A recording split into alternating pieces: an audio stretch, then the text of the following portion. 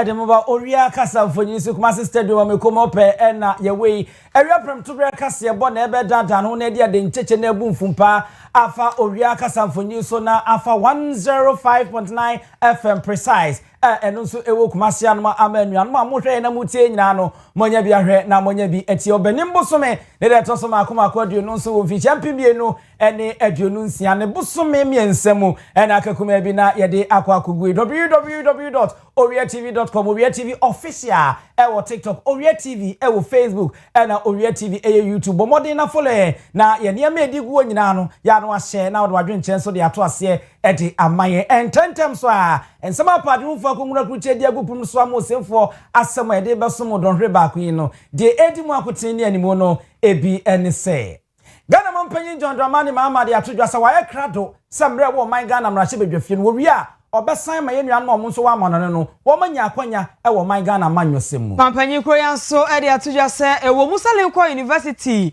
jawo mu ka sa animonyam hye ne abodi no a wo mo e de e mampanyin wa ma fa ma ne de na so ayonkofo no edo my Ghana ene Lincoln University no sa ayonkofo no bekoso a awo ho no so yerube bia memu ayeden edom kuma wo my Ghana mrahye bedwafie asre aban no se omomodin no maburu yeyo ehia ne ba oti mantam no so afo honorable John Kwajo Japan so ede atodwa se ensaso wonsem bi so a ekoso ewo enkwanta no enam so mani pa bi kurati na anom ewo nsie do no su se eyi asase ho asem ya o we se media we so no so ye ne de na nam so a amasa o we na yi aba anasefo wo manu to ne nata ekiremu a areho empani ho asem no eyade ehwe ho asem kan na be se 2021 fipimie no ene aduonu ba ko no man nyina asem card registration exercise course Owia Kaseɛ panyifo de abatojo sase ankrofo de nsamadin ene nsamaga na card ene koye nti sa adwumade no omudi ye no emususu asoro mutumi emfanye hye pi eka we na eba bedi ade ncheche donhwe ba kwimu ni adadani abisa na yade amamu ewo hono akinkanfo be no ambeti yenka eyemme abusia pani ousu aduomi minimini aba ajua nyako abronoma ene na yemfa na se chenchenche emfa ma dwapi rural bank ewie wo no mo de yetuo sika semo no fakwada wo mo no mo ye asorobo a wodo ho bo wo mo akotokro enka esoro eda ewo links wono so ena atwi anim kama ye beka kase ede amamu ewo kase no enchiremu Ghana mampanyi John Dramani Mahama ewo Philadelphia America memu wafro agency mpeni apaso amode nsempi ena ode atodwa ewo honomo waka na wode ache yenuan ma won botu kwan ya kobo won mo sesen ewo nkrofo amanso ntitiu America memu ene amanwodo atwe o man ni wiase nyina ahia se enjihye eguso o man Ghana mrahye bedwafie enche emrada won ma won behwe no ma ye ho adwuma na adi akotene pa emrane ye mo a ebeboa ama yenua no a wo motwa asuo bosompo abena akopie mo nkrofo amanso no wono nso benya twaka preko pe ewo me amanyosem a ye yemu ewom o man mu sesa opese obe mrahye bedwani a na se wakotena wo man bi so no akruchire wudin ewo man no edin mu se oye oman no so nipa na sa ye Ghana so nipa eno no English broni kan se dual citizenship emre yi makwan ewo ya fe apema hankron abiokron mienu ya mamra no mu ama wuntumi emenya dibre papa bia ewo man mu gise wo yi baako akwa ansa na nwada ho ama watumi abedi dibre no ewo man mu na eno nenne empanyimfo efefe eka won moni no masakra mra no mu sane ebe ya sa mra we no enyina biem na ye Ghana ni na ati amanone a obetumi enya twakwa prokope ewo ya manyosem mu remittances, investments, professional networks and expertise. You continue to support families across our country. You continue to strengthen communities and contribute meaningfully to our economy. Indeed, remittances remain one of Ghana's most stable sources of foreign exchange. But beyond that, you bring something even more valuable: knowledge, exposure, innovation, and a global perspective. Indeed, through your remittances, investments, professional networks, and expertise, you continue to support families across our country. You continue to strengthen communities and contribute meaningfully to our economy. Indeed, remittances remain one of Ghana's most stable sources of foreign exchange. But beyond that, you bring something even more valuable: knowledge, exposure, innovation, and a global perspective. Indeed, let me explain. Remittances amounted last year was a record to $7.8 billion inflows into Ghana. It was second only to gold in terms of Ghana's foreign exchange earnings. Gold brought some $11 billion. Remittances from the diaspora brought $7.8 billion into Ghana. And that is why we're sponsoring and support a bipartisan bill in our parliament that members of the Ghanaian diaspora can participate fully in the political administration of our country.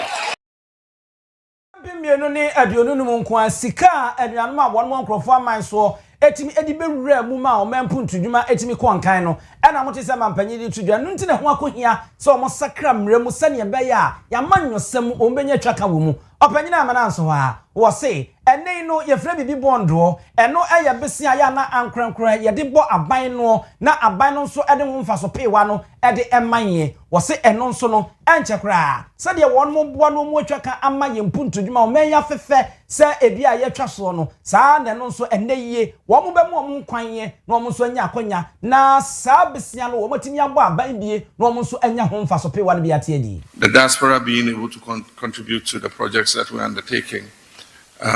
We're bringing the legislation to Parliament for the diaspora bond. And so you'll be able to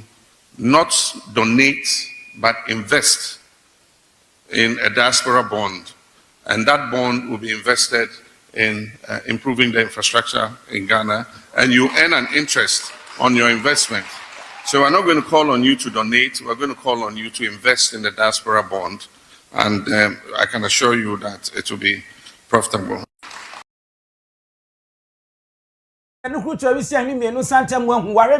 Na watene e koso wa asabe emu nchinia emfemu nasun ni nyina eye kokoo bu a wonu twa so hanji chemu be se aduonu nwotwe achipo ensia no na eye ni yiyomua se de wiase di ade ncheche na mebo no eso atwanye se somfidi a ehwanye no enu nti na koba ne saa na ne wo mu ye nyina ne se braso se o man yenso yebo ye hoso ne saye nsakraye ewe ye niemamu nyese ye tie aduaba na ne abone ahata na awo ne ye de agubotom ne ye de akoma broni e wo se yenso ye daadani ne ye nya bibi papa bi edi efrimu. To do the same with all our agricultural exports, especially cocoa. The recent incident with cocoa, with the prices plummeting, and you see all the videos of Mahama Odiyaka of cocoa farmers protesting in the cocoa farms, and it is because for almost 70 years after we gained independence, we're still exporting raw beans to the world. I believe that what has happened in the international market should be a wake-up call for us, and that we must allocate more of our beans. And we're taking the first step to doing that because we're changing the financing model. Before, we got the traders and others who buy the cocoa to advance the money for us to buy the cocoa from our farmers. Now we say we're going to raise the money ourselves and buy our own cocoa. And when we're taking the money from the traders to buy the cocoa from our farmers, the collateral for the money they were advancing us were the cocoa beans. And so once you bought the cocoa beans, it was the collateral for the financing they gave you. So now, if we raise our money, we buy our own cocoa. Our cocoa is not collateral to anybody, and so we can decide what to do with it. And we're saying that we're going to allocate the bulk of our cocoa to the local processors to process that cocoa before we export it.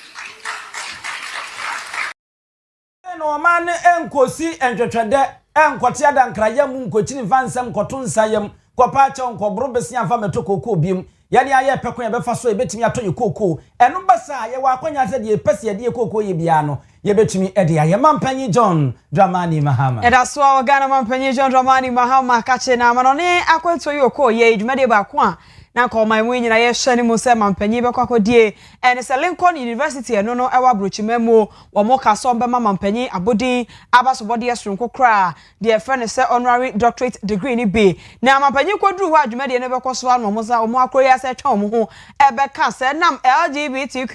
ho nsem binti no wo mo tumi fa sa abasobode no a wo mo tiri mu poso mo de mampanyi no wo mo tumi emfa emma no ene mampanyi kasa ye wo Philadelphia no osanso kasa ye edifa sa asem no ho mampanyi twese de akoso yi nyina chi no anu tumi ense anfasronko a ewo wo my Ghana ene afa Lincoln University ye ntemefisi ye kasa Lincoln University a eye suapon ba ko eno so Ghana mampanyi a wodi kan yewura Dr. Kwame Nkrumah ho no so kwaje ntete kwaje nimde enu nto omo ye university omo da o my Ghana yakoma so ye pa na yokofa no enu omo wo no bibia entumi entete mampanyi chese hwamodie ba ye de ewo msa de omo ka so omba ye no omo anya de omo akasa na asese omo no de na so sa eni de na yokofa no da o my Ghana ene Lincoln University ntem no obakoso anu okura mu na aboa ama bibia enso akoye Ghana mampanyi His Excellency John Dramani Mahama. Lincoln University invited us.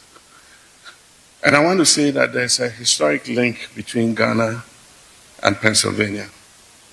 There's a historic link between Ghana and Lincoln University. Whatever disagreements have come up,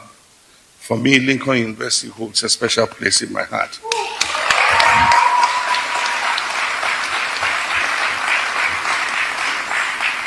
Because those are hallowed grounds for Ghana.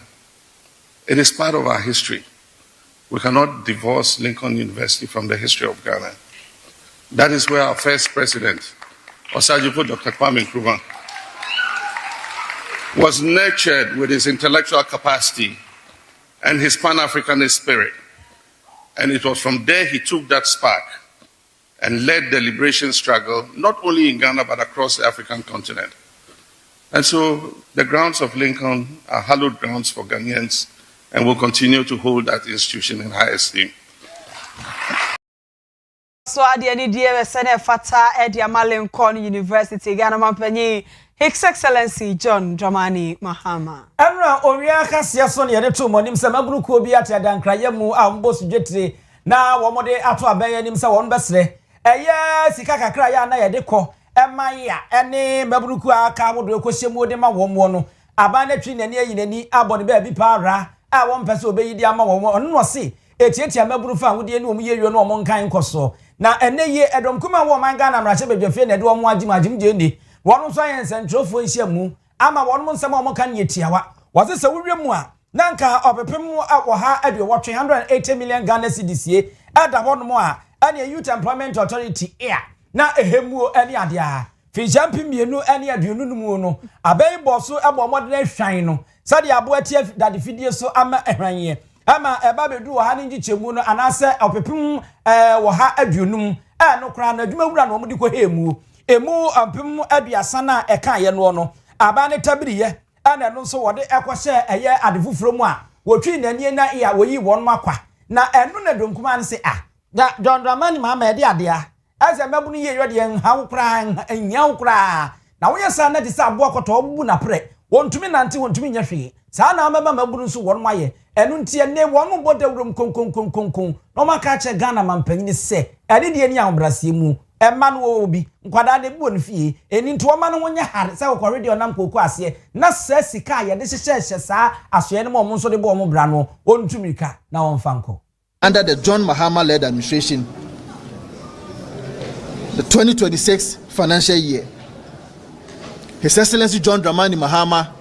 and the DACF is saying that they have no regard whatsoever for the youth development of this country. And for that matter, no allocation was made to the National Youth Authority. I've already told you that whatever I'm saying here should be applied mutatis mutandis to the YEA. The YEA was also not given any allocation in the 2026 financial year. From sustained support to complete abandonment, that is the reality. On paper, it may appear that support exists.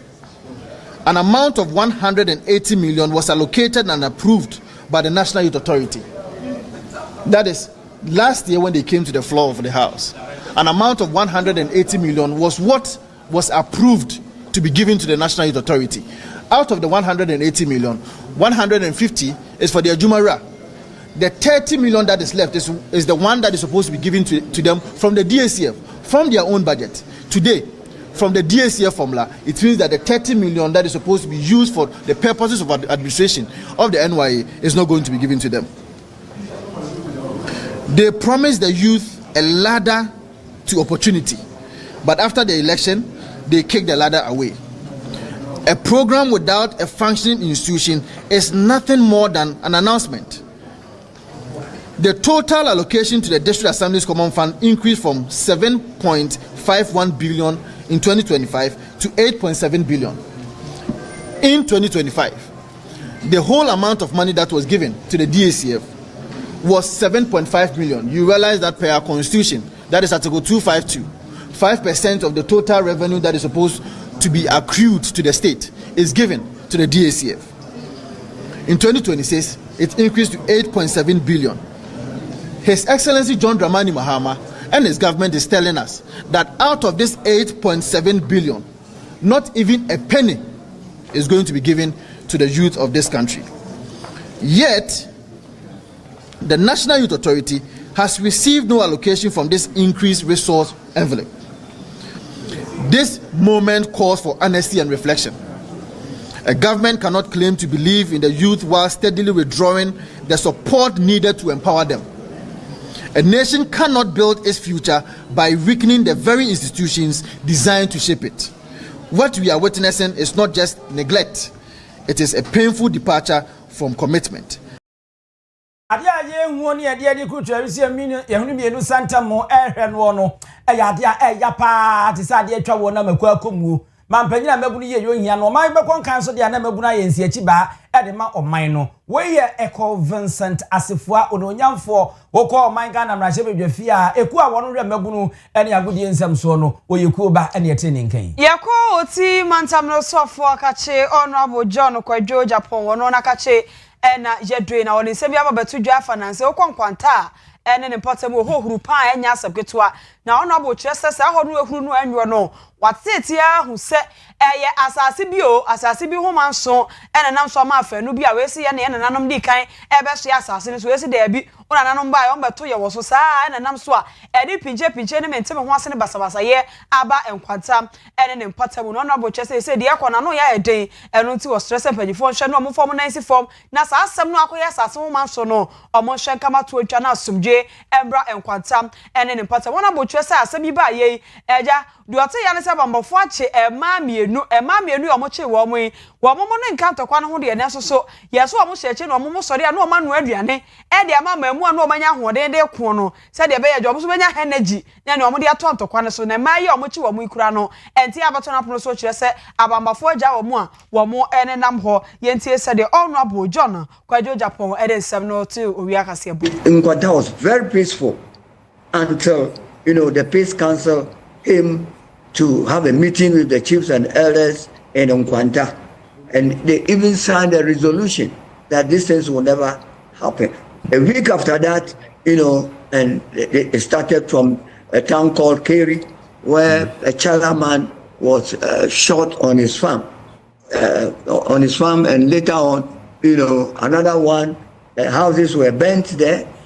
We were surprised. We didn't know why this thing was happening. Okay. And then about 3 days ago, it happened in Nkwanta, where a Chalaman and his children went to farm, and they were killed and burnt into pieces. The following day, another house was burnt, and 2 women were killed there. Because of this, we spoke to the IGP, we spoke to the Minister of Defense, and reinforcement was given to us. And as I speak to you, there are so many soldiers, armor cars, and policemen who are, keeping, the security in Nkwanta town. But these killings, basically, most of these killings are done in the bush. Okay. It's not in the town. It's like, it is of late, the late one, about the last one that happened in the town. After, the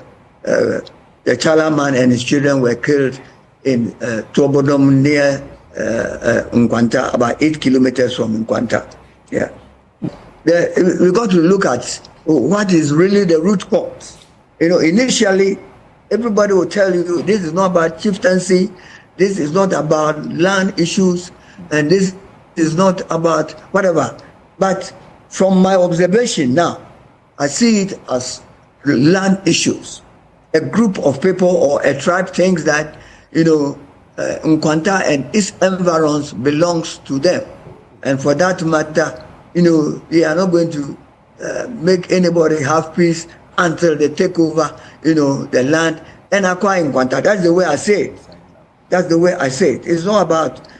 I don't know why it should continue if it's not about land. Like if you listen to a group of people, the way they talk, when they call them, they will tell you, we are.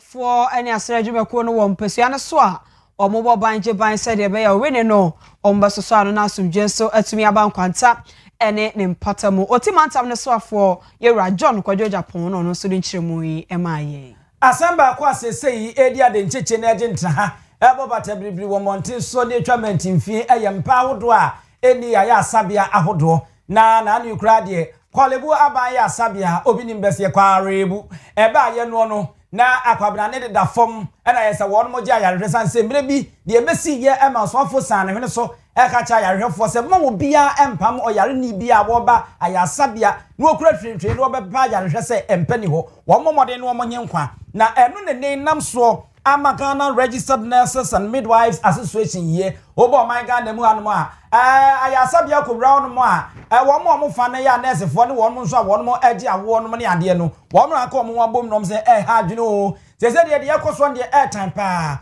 was sorry amansan kubata United Nations World Health Organization who wo mo ntwemu ne wo mo ncheche mo mo de ato no ma enka anya hwe no wuyi empa be se num bia na o se nipa be se apem ana nkekwade ma wo mo na so be pio man Ghana mu dia yade no eye ohunu akiri ponson ene gina ho ede ma nipa be se apem na se yato ne sane no ana se na amene e wo se mpanyimfo mo ye ha no mo ye hwehwemu ane ade a wo se okowura mu a man Ghana fi champim bienu ane aduonunum no na empa be se makomako empim du nkron ankono ane nson ana de wa hadmo wo hanyi chem be se apem ane ade a chese enso anie na ni nyina akogem enkran ani kumase ana yesa wo ba ani ohanji chembese wo ha ani aduonu ani wo ha ani aduonumu ani kokosi a ebo adwuma ewo ho wadra won motufo se ewo sebra so se ye meyani eko saa ade yi ho owura kasa edema wo mo eye owura Joseph Wolemo Krampa Consent is obi nya kase bed ni wa ya na nurse form kase na mekọ nurse ni no simpani ho ye mame but niema no ya hwehwe mu a se nye nurse fo no titru ena asem efiri wo mo ho nti ya matima mu fo nso ante de ekoso a se akokwa ye se omunhu ombe fi se ye na ye ma yarefo nko ye de ya tete ye se ye twa yarefo so ombe ti apo kama bibi ho ya wo se ye bia nurse ni na midwife ni bia no na juma ne se obeye kama nanso ya hwehwe mu hu se a se ye hu se ayese facilities na omo afisi kura ye komo kwajimu ayarehwe no time omo di si ye besi nne no emese enano nipa na doso bro sa facilities no so it ye cause a mismatch patient load to bed availability as I say nipa e ba ho no ene mpa e wo ward no mu ho no so no ayese nipa na doso asen bed no so it in the hospital kura na bed e wo se nipa ba kwa na kwala ba kwa da so kra it me de be ye nkwala 9 no mo nyina gu bed ba ko so we kire se nipa no edoso ebro ti se ba se wo nyina ye ma na se ampanzo mpano bi ni ho a ene na nurse ni no se bi predia am se me kan nya se ono ko wura ni dem akofa ne mpa na aba ana midwife ni no na ekofa ne mpa bi aba hospital ho na che se bed mpa eno na mpa no bi na eni ho ti eno de na wo se okan de tosu bi omo nso ye ka se bed ni ho a nya se mpa no kwanti ena ebi a ye ka se bi ni ho ebi na mpa no bi wo ho but se wo ye obi a ebi a wo beje mframa na se ye wo se nya oxygen cylinder e de ka bed ho ansa na yetimi ahyew na se oxygen cylinder no bi ni ho a bed no si ko mom na se sane se ye ni na ka dia ye betimi aye wo ayi ni nti no yetimi ka se bed no ye nya den enya available ana se bi a bed ni ho aha eno nkyere se bi ana nurse ni no wa sheda de tosu biom ebetimi ase sam pakro na no we ba ya ono ye simpani ho no obi betimi aba no anya bia no ono ye bebo no moja niema na ye niema ye behia de abo moja ne de eno de wo ho edi obeka say na me bae no yese mpani ho nso we bae de ye nyampa gina o yare condition a wo de bae no Ora Joseph Willemmo Krampa and yet in Kane, one Owia Kaseɛ at the Ghana Nurses and Midwives Association watching me. Then so binum say, binum nako, near the air TTS. I ya never now buy a Sabian so I can't do be seeing it, some power one some penny ho. Todam so I would dress in such say what a car come and move 4x4 be a nest in the ma and almost 16 years apart if you came so ma what am I young fan for him ma bet me at higher but Dr. Baba was here now where said the Midland will now call the bisa wa mo ha say make money enti afoda ya na usi kan so kire wo mpa abeda so abusiafo Owia TV so eno ani gu so a wo hye ye promise Owia Kaseɛ bo no eni gu so a ye bensam no de ma ye ka ye ho ebe ye fimpi mi no ene aduonu ba ko 2021 nem eno my mu nyina panyifo de hye bi ba ye se ne ye sa akoto santina kogina ntontom ahomachebre akoye sim card re-registration na eno no koda ye se panyifo de abeto dwa sep enam sa sa ba ko no na niema bi wo mu amukọ ehwemu de beto dwa no eniema no ensem fata sa data no amunya ero mutumi fanya adwumenti ne ho abehia se ne wo se san ekoye foforo bio eno na wokọ emrahye wedwafi abegyeku a wo mo ehwe information and communication so wo mo chairman eye Abednego Bandim wono e de ababeto dwa se wo makọ ehwemu de afasa 2021 same card registration exercise no course no na de mo ho ye ne de nyame anim no kromo de ye adwuma bi a enyeye ensamadin enkrofo ko han Ghana card ade ekroba etisa chana for crowd Ghana card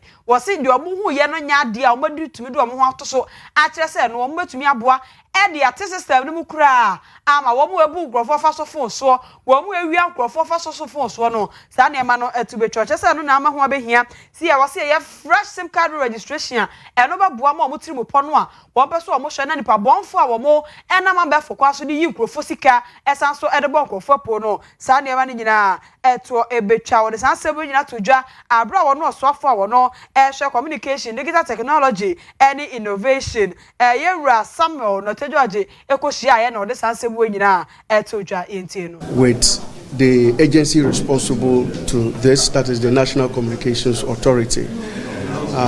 were made to understand that the previous registration exercise didn't leave us as a country with a database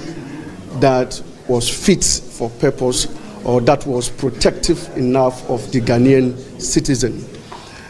Because when he became the minister, he directed that an audit be done on the SIM card registration that was done in 2021. And they found out that that database has a lot of fraud, or has married of fraud, where people use cloned national identification cards to register people's SIM card. And these are some of the issues that we raised during that exercise, that there were multiple registration using one ID card, where the registration agent could clone your card or could use your card to register people that you didn't know, and that when they use those SIM cards to commit crime, then it could be traced to you, the innocent person. And they have demonstrated in their presentation that indeed, giving us numbers or samples of ID cards that were cloned and registered in people's names. We cannot afford to have that kind of a database. Out of the 100%, it is indicated that over 60% of the data is inadequate and therefore not fit for purpose and cannot protect the ordinary Ghanaian citizen. And that is why we still have a high rate of mobile money fraud in the system. So I think members were allowed the opportunity to ask questions, and I think that they were very satisfied with the responses that the minister and his team gave to.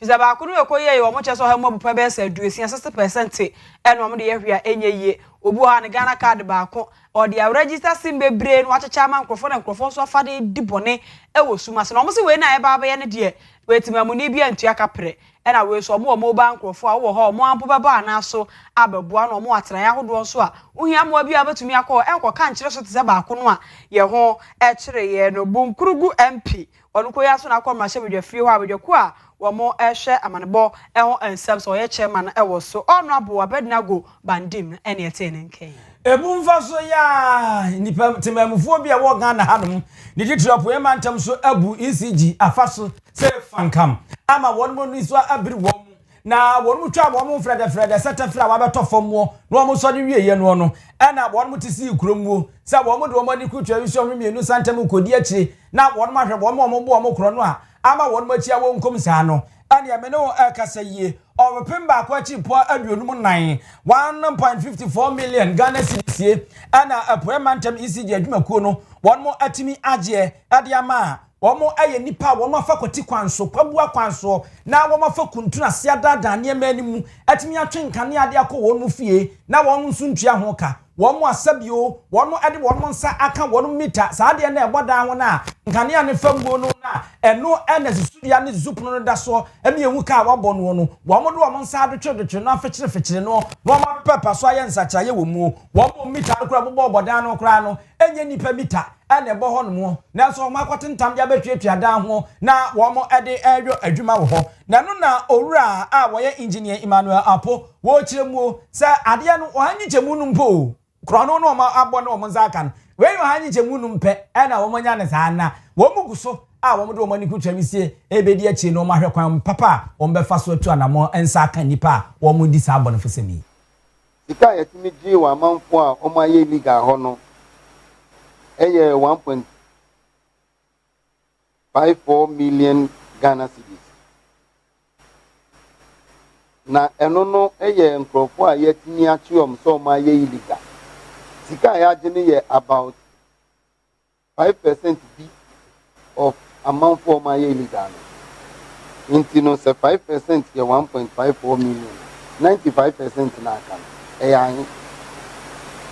Ena de bia ye illegal na busume ye chance ye mane so biom a mo ye illegal na.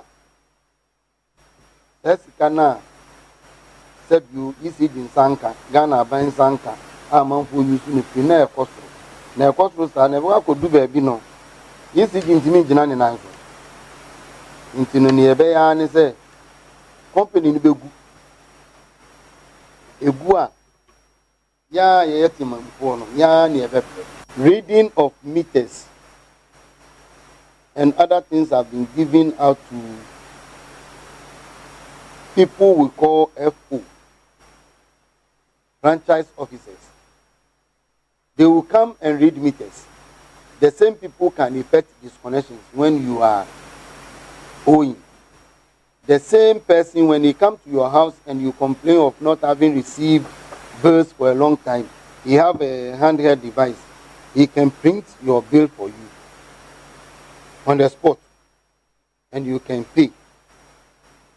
We've also gone past where you walk to ECG office to pay your bills. Now we have what we call Power App, and then we have other USSD on your phones. Engineer Emmanuel Apo ana yetini nke Puemantem na mo ECG fo na nkata no akwadro e wo mafa new site ubie na akotena wono a wa na abekwa akoto mita wa na ntem wo mbeji mu sika no akotwo topo na wo maba besisi na yede ya beguso de amamo mu ria mita wato nhoma bra na beji uberi nso a na new site etimi atam finsia besi duni akire mu so ba bia light wo bia ni ho amunim enso mo nkonkwaji be no na ebede na adwuma ni nwu na mo de ka na sichi na kwabuo kwanse ye hunu ye mo ye ewa adwuma na mo ye ni mu ti sa mo se mo beba no mo abekan na ho na no mo be ridi na wo de obi abo ama na tua mo ma mo ho nye ha bele o bill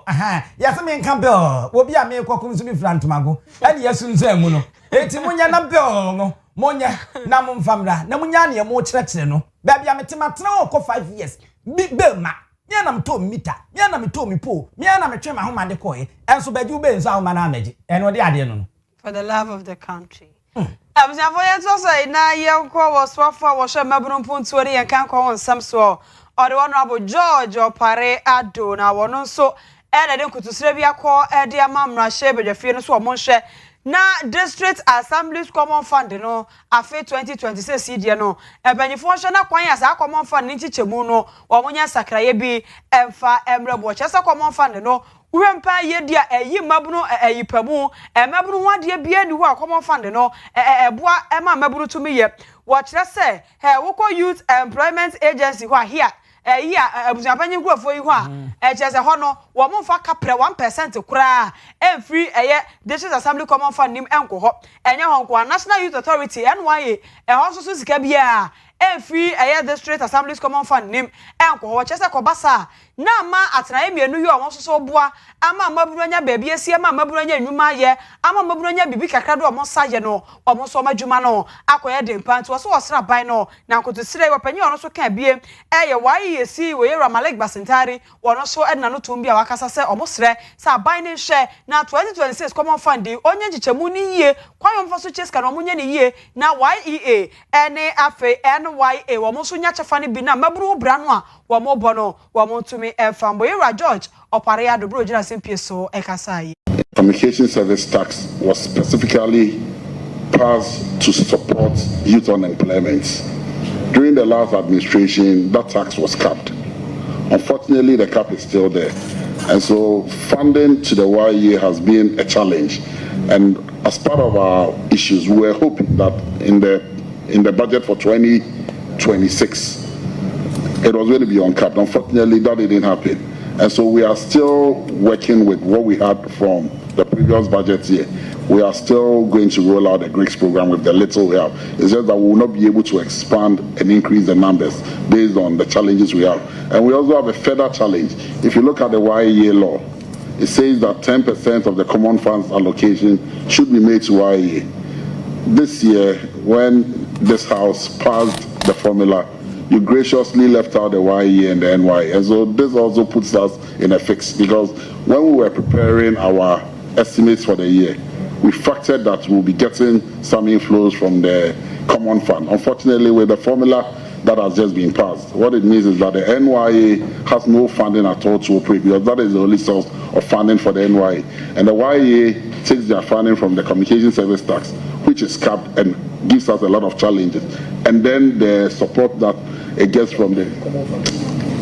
fund from the DACF, which no allocation has been made to the YEA as well. And it's not just the YEA, the National Youth Authority as well. They have 5% from the common fund, and then the YEA has 10%. George Opare Ado Abrawo ko Public Accounts Committee pack animo and what is asem ko to John Eswafo Oshamabron kanko enimpunto ho ensem so. Sa ure mo MVP amandwoko no kwan ya ompeso omfa so na omemu ni nyina wo mu ye ni ntini etwetwuro na afi wo mbedi amandwoko na nim dibire bi eda wo se trofo jomtani zikasem so ne eke kan boaboa no fo ma boaboa no fo ene de aka nyina na ebobusumi ne de toso be se edumotwe ewo finhyampi mienu ene aduonu ensianom edikosi na aduonu so no eno no metwam aka bom ayekutu ye fra bibi delegate conference ye na afei ahyase ho na ekwa na onwura ba ko wasa ne hwene so no ayi nanimu sa wadiduku abode yemwo no obetu omanyi afa na nyina MVP amanyoko ni maso no akiri wonom so abonto ade akire wo se trofo di bra no wono wonim tropa enya no tronko a si ye ntro no yenkeka momuo na enyina na enya yie no wo ya ade pa eye enka ni su bi mra hye bedwani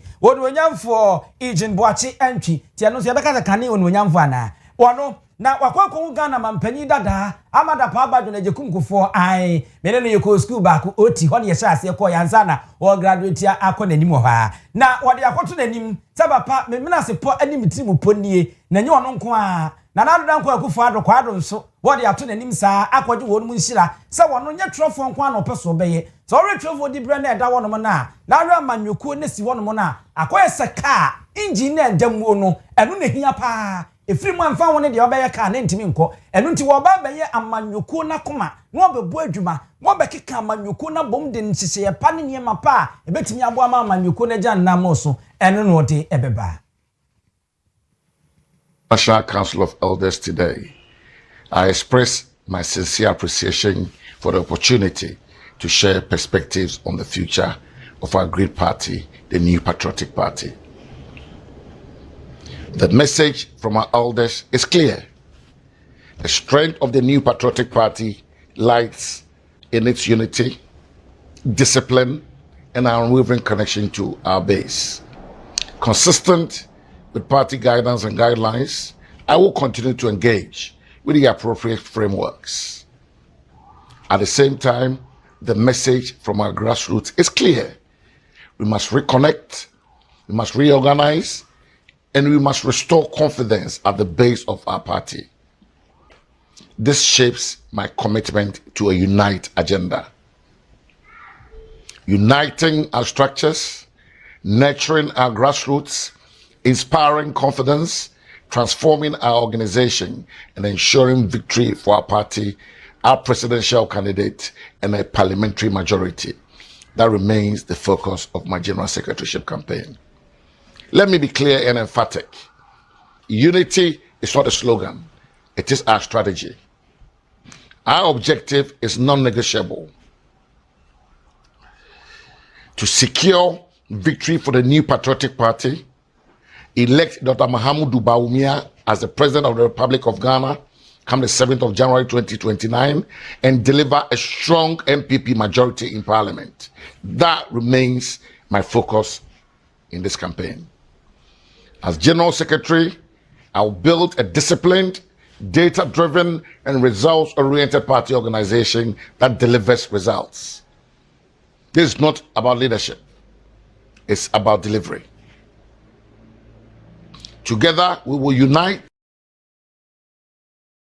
Sani Abeya to build and get result. We aye ora Ijibwachi entry. Enkani subi mrashe bedwani na we no na wane amanyoko no empanyimfo wo mutimu bobbew no mo yefutufo de ma amanyoko no English broni kan say National Council of Elders wono wo na na de ahia no wo chem se ne timu pa no se vijampim mienu ne aduonu nkon no ye kogina Blaster Square na ye so we bi no afafna no be ma mpanyina Dr. Alhaji Mahamudu Bawumia na afi edom dodo na wo man Ghana mrache bedwafie no so MPP atabiri di abo wono mo eno enani so ade hu Free MPP amanyoko ni mo ina ya mesinko CPP Conventions People Party ye nimsa beye na kakra ni anasa aboso me kakra ne de ene ehuru amanyoko ne mu huru ye pa ena msa panyifo bi aja ekronkum amu so hwe we se media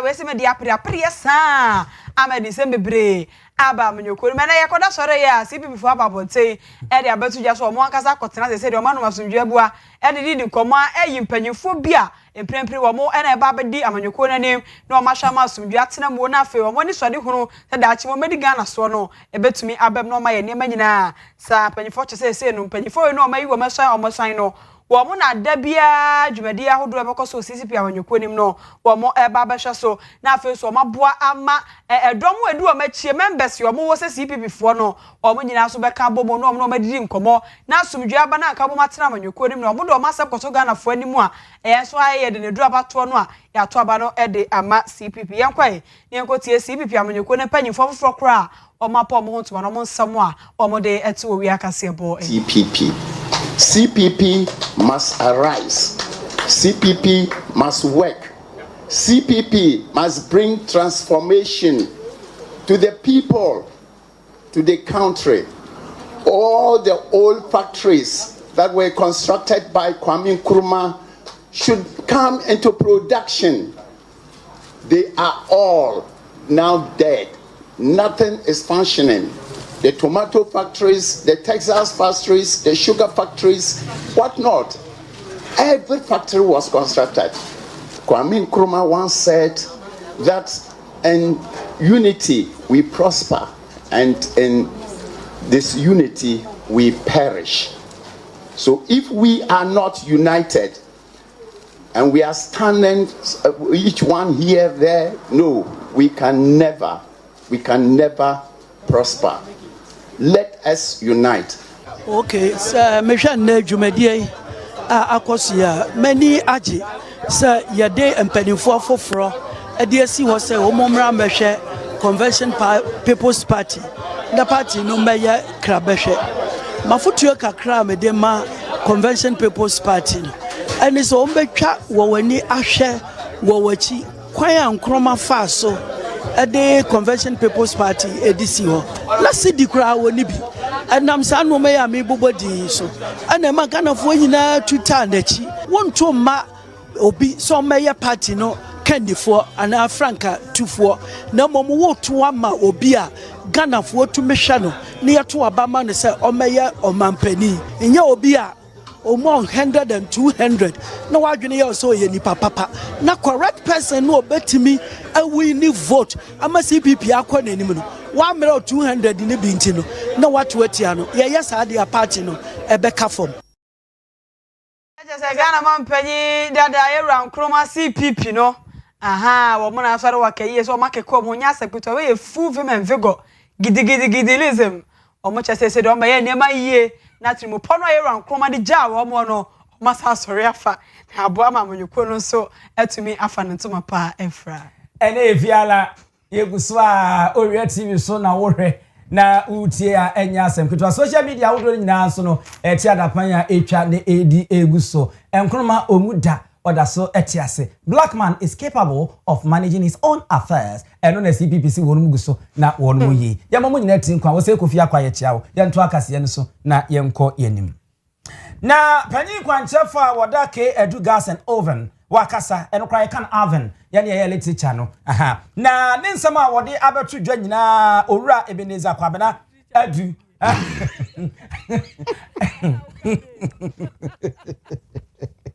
Owia ene fiada we de beti bi amvan zaati na yenko na ye boja ye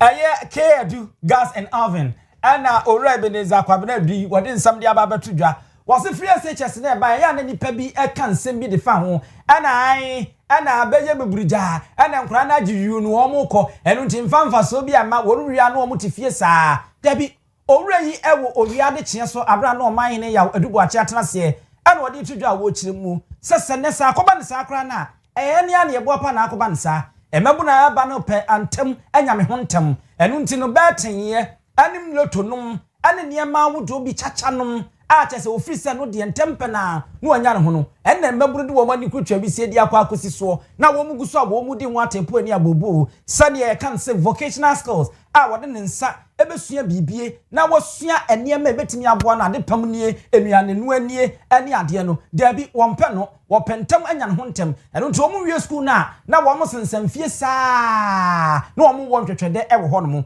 afi wo se awofo no bi nso no eye ade a wo ma hyeda yi wo mani na wo mo de wo mani ahinta wo no ma wo no ekosuku a ye kire ensanu dwuma wum no wo nkon wa akosra no dabi tanze eno de omfa nyehwe wo se awofo miani na ho na yemu ye ho so na afutuo mapa e wo se ye de ma ye mano na wo no so de wo no nsa ye bibie na atimi aboa wo ade nyina mu no eno atimi akonkan se ye de ani beto adwuma fofora entimi mfa so bia emfa embre me ka ne se enye obia na osua adwuma yeye enye obia sa wo se o se we kosua adwuma we dabi adwene na ekuraye no ye wode ne koto adwuma mu a 10 years ohunu ye obi a wawie eye nature sa eye nature nye obi a ye de ne be wura school mu enye obi a na neje school ho it's true enye obi a na neje adwuma sua ho eye nature sa nete na obi na okasa bi a free SHS buy no ye wie ye no se akwala no ko wie SS de ka even kura no betima ye bibi awuru adwuma suam nanso ye wadwene bi ewo adwene nim science for no be ka kirew akwala na wie SS nanso onim tape mu wie SS but obeya ye onu tape mu da ene se wabon anase wes no ho wonim nanso enye obi a nim tape mu betima sua adwuma. Okay. Yeah, on measurement. No be any ho nim no be any ho betima ak.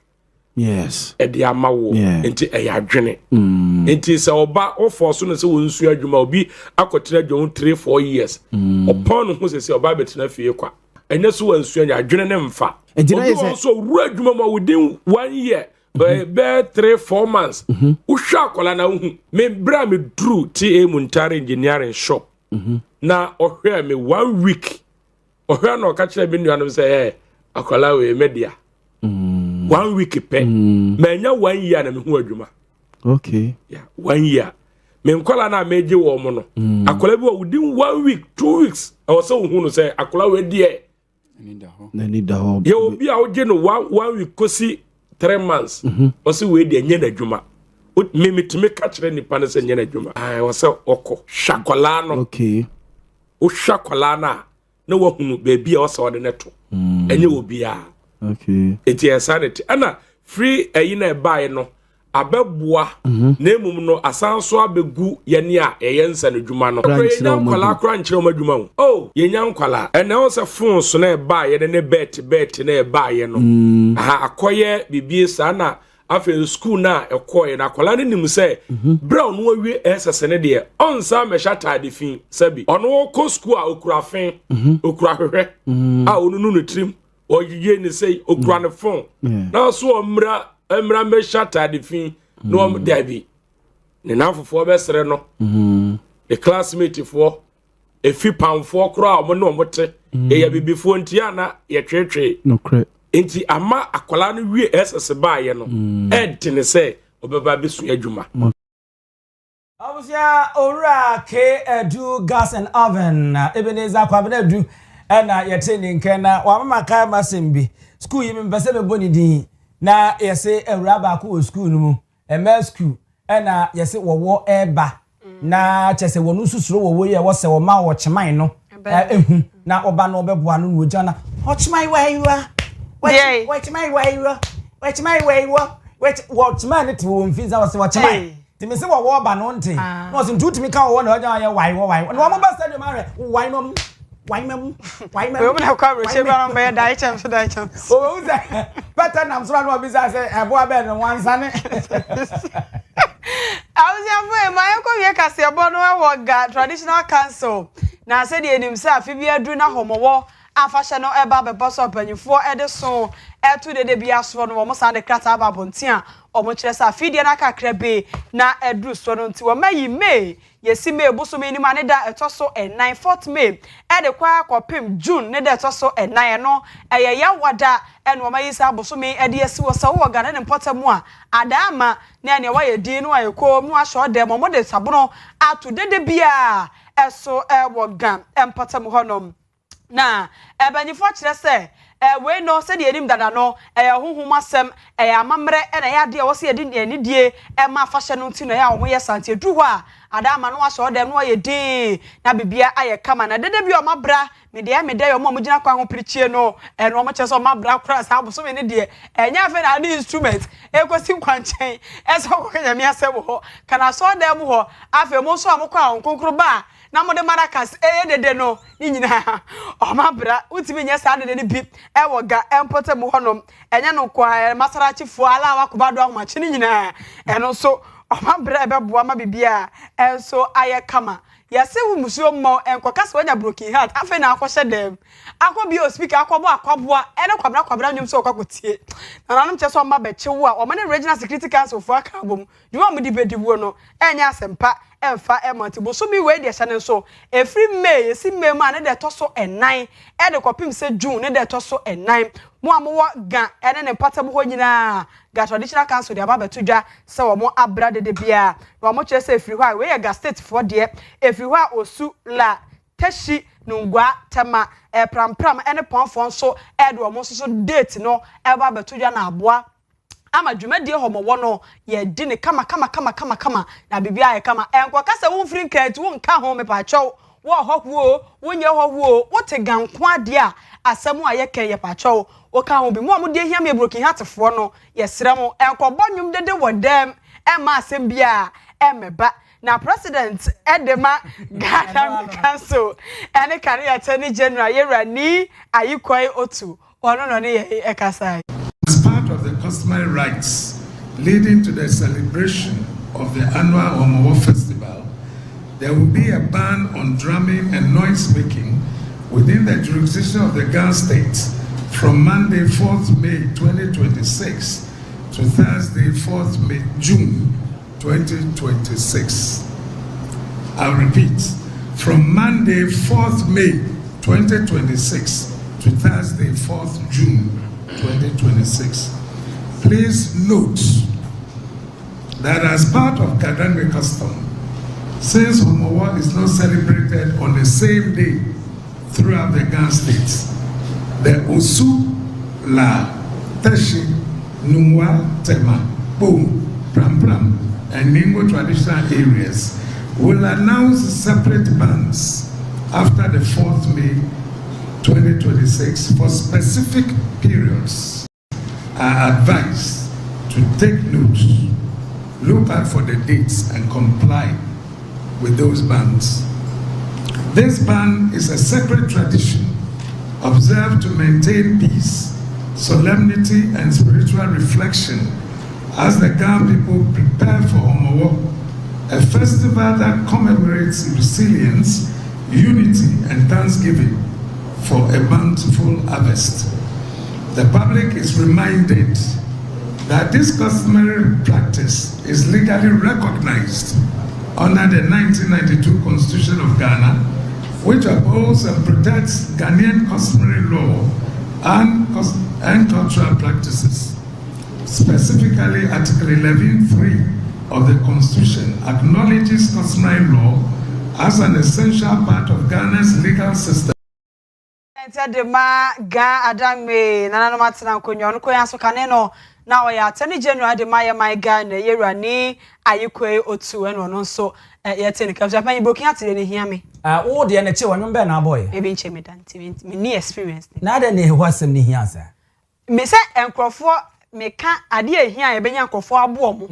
eye broken ha no mo mprichi kwan ho sa enkrofo ni mienu na ka mu de nka ho oh come on kaka mu de ka mu preach na hampa na ya afro be bia ye preach o man na be de kwa hu low budget frodi ye preach o man o se me ntome o se to grace uzum pegem nwanwa broki hat mi chi obi no akoto doko na be hye dem abusa panyi o di nya no wa bie nwom enso mo de akwaboa na kwabena nwom no bo se me abatima so we atrem tete nwom bia enyu be ye broki kwabena nwom ye de mitra na nye na no de enkan sa onya am afraid to lose you bi na obo na de na kanwa no ya abatima de te se wa ni se nwom ba ko bi ode ba ye mi refi nwom ka me ka de ma mo yenko vai because o pressure be rise and so you broken heart that be anya o pressure before no aha what there we monkey no ya director we current director so no bi a chene da ya se ne de a chene nko ya aboda mo ni ka na ko chene no mini lie ya ko Dabura bank na ya ko ya grace broken heart de na no de o ya na se che dam Dabura bank de ni chiremu na yakọ ne yakọ pesikasem so na niema etimi akonkan ede ama wadaroma bomoden a na fa wani echemu finsi aduana ba ku ni wo munya o bia o sikasem a wo mu edi hu edwa first deposit in 3 months 6 months 12 months na agono sa mango no akote na ware e wo ho no ma nya asem keto akra mesra wa ahia so se ye bie yakwa ba mu ye ton bra na ba shareholder na niema ntimi nkonkan fa so na wo ho no de mentimi mboso ni nyina e wo ho betimi afre 0242 387498 and dial star 389 star 984 hash na follow instructions no na top forms weekend ya ye ko ye bi be kwa ifro bi be kwa yie e bi be kwa sori ni nyina ho fe no pese sipi eja pese okobo oti wo ye oti kama akoye wo nails e manicure pedicure kio ni nyina de fa ho fe ho no e links beauty parlor na kache e na wo ko ye ponytail e wo ye lash wo ye wig cutting wo pese osua makeup ade bi e fa ho fe to aso obi aye links akache na abeko amana boa o wo da ban maranata tell kakra show no sanso e ma 1 month intensive training makeup any wig installation revamping any wig ho niema bia obecho kama friend no 0242 321043 0242 okay we hear adwuma be say me makeup artist ebi na Linda adwa Linda makeup artist Morning ngo. Abusa panyi apon wa ye ko ye na se ne ma news adwumaifo nyina oba ye news production ho ama so no ahofefo kuku ajanto ene afa yakosu asomu awo mo ene Owia Kaseɛ no anoma yesamfo yewura Asante Jeboa Benedict ono so eson so ede my director oba ya grace oba fefe tuntum se yu ono a ena chese oye ye ne ye adwuma no no my motivation no e wa kire wo kama eja ono na chese Odare TV bia e de my MC aron so Simon wo ho e nana ya e wo ho Mr President Nelson Mr President na so e be di kakraka we Nelson omo nyina ka obuji ene papa ni omo nyina ka obi na omo buzi omo nyina ka obi na eja omo ba wakase boya no e de amaya se na e be kono na ye menua bi birthday ma menchia no ai ye frɛ no efumwa cafe na mrantie nya nwa ba o newscaster wo sika fm efumwa na your birthday we so happy birthday na me koso na wo hira no nto nkwa na akokɔ mpa ebo nyina onti no fa so Andrew chire ma happy birthday my lovely sister Memfa bi ma bright aka Mystica